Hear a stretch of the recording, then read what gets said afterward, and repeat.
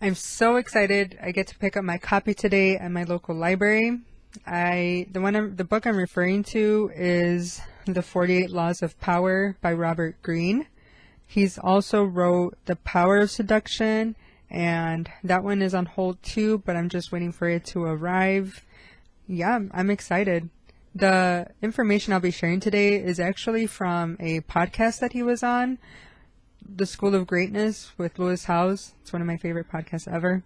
And I don't know, like he just shared like a lot of interesting nuggets and I wanted to share with you guys. I figured this is a topic that is going to appeal to a broader audience. So the first thing he said that stood out to me a lot, was he said, the ones who we don't feel as strong of a physical connection are the ones who are best for us. What? This is tragic. It's not fair. It's like, I want to fight the urge to drop my panties on sight when my husband comes home. What do you mean? You know? But, hey, like, I've become more open-minded, like back in the day, and I know I'm not the finest bitch on earth, but I've always attracted good-looking guys. And so, yeah, like, I could be picky, and whenever people will come up to me in my early 20s, I just be like, really, bro? Like, I'm out of your league, clearly. And I know that love comes to us unwritten, and it comes with whom we least expect it to. So I figured, like, I'm just gonna, like, tone it down on the shallow meter,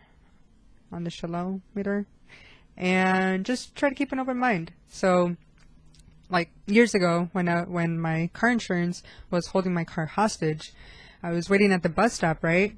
And this guy, he came up to me, and he was on a wheelchair, and we had a pleasant conversation. I thought he was cool, so I gave him my number.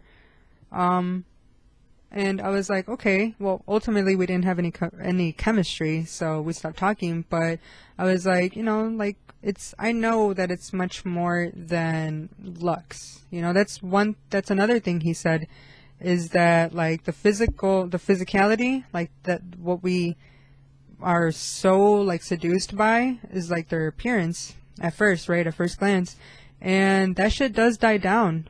Like, if they're unable to make love to your body and mind, then that's gonna die down much faster than you think. So it may be alive for a good while, right? This lust that we feel for someone, but eventually, like, if there's no, like, real soul connection, you guys can't click on a deeper level, then, like, forget about it. They're not the one. And it's so, man, like, the world that we're living in today, it is so hard to find someone who looks good and is not weak-minded. Like, what I mean by that is that, like, good-looking people often take advantage of their looks. They know they can get whoever they want. This applies to both. This is male and female. They know that they can get whoever they want, so they take advantage of that. Like, this is just the God honest truth, is that, like, if you find somebody who you may feel a physical attraction and you guys click and they're loyal, like, you might as well hold on to them you should try to hold on to them, because the chances of you finding that again are very slim. This is the world that we're living in today. This is why, like, all these apps like Tinder and Bumble and, I don't know, it's been years since I had a last known account, but all of them, like, they're created for a reason, and it's because, like, people give into that animalistic desire, that need, so quickly. No control over the genitals. But anyway, so yeah, back to this guy. It's like, there is no attraction, and the fact that he would never be able to hit doggy did not cross my mind at all, ever. Who else is a fan of dark humor? Whew, I aspire to be like Dave Chappelle. Anyway, then he went on to say that the ones who we are most physically attracted to are often the ones who are gonna hurt us. Really? Like, this is why the last guy I dated went to utter shit. It's because, like, you know, it could be beautiful. It could be a beautiful devil on the outside, but on the inside, they could be totally rotten. And you just gotta have, like, a good judgment of character. Do not ignore all the red flags, okay, ladies and gentlemen? Like, you know, because the deeper we get involved with someone, you know, like, just forget about their physical, because again, it's going to die down. You want to really click with somebody. So yeah, I thought that was pretty cool. Or not cool, I thought that was pretty interesting. Then he said something that was a little creepy, but I get it. He said that we are vulnerable, highly vulnerable as children to our parents, and we are seduced by our parents. Like, I don't know, it's a little weird, but I think I understand what he's saying. I can't wait to read the book. That the mother and son relationship is very different than mother and daughter. That's like feminine on feminine energy. But he says that the mother and son, there's like this thing where a man will internalize the feminine image of his mother.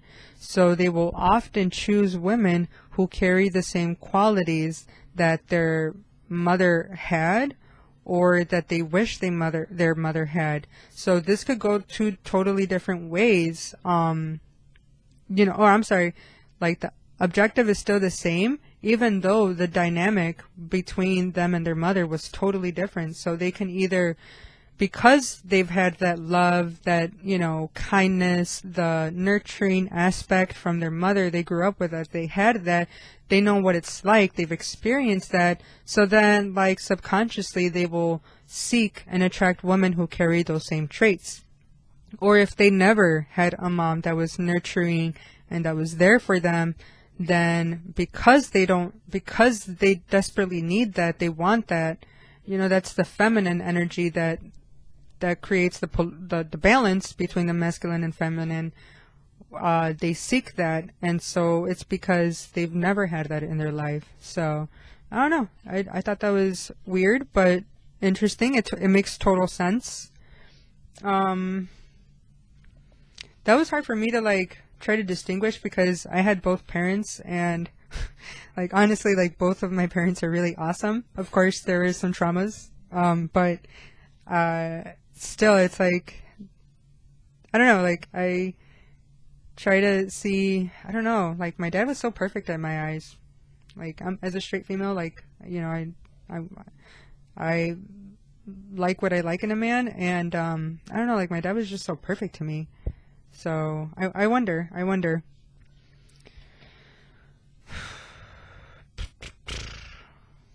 Okay, so another thing he said is that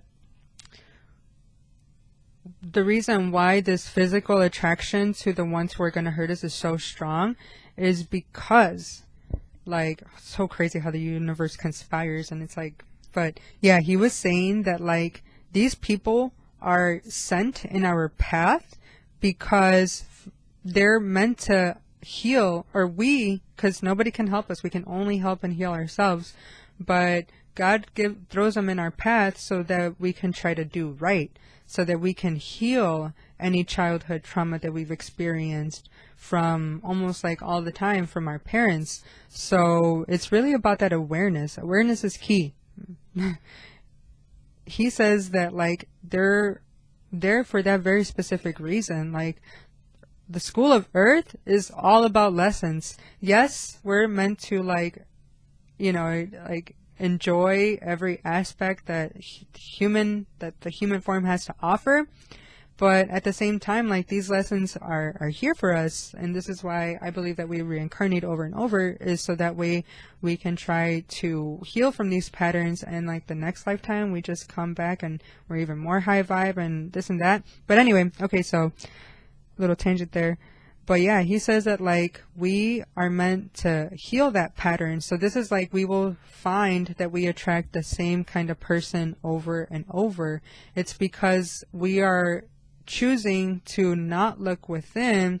So we're externalizing, we're acting like if like the world is happening to us, when newsflash, it's whatever your subconscious mind is going through, whatever you have yet to fix, I guess, in a sense, because we're all broken, but some have actually done the work and they know what they want, and others just want to just play the blame game for their whole lives, not take any responsibility in the wrongdoings. And this is why it's like shit keeps crashing down on us.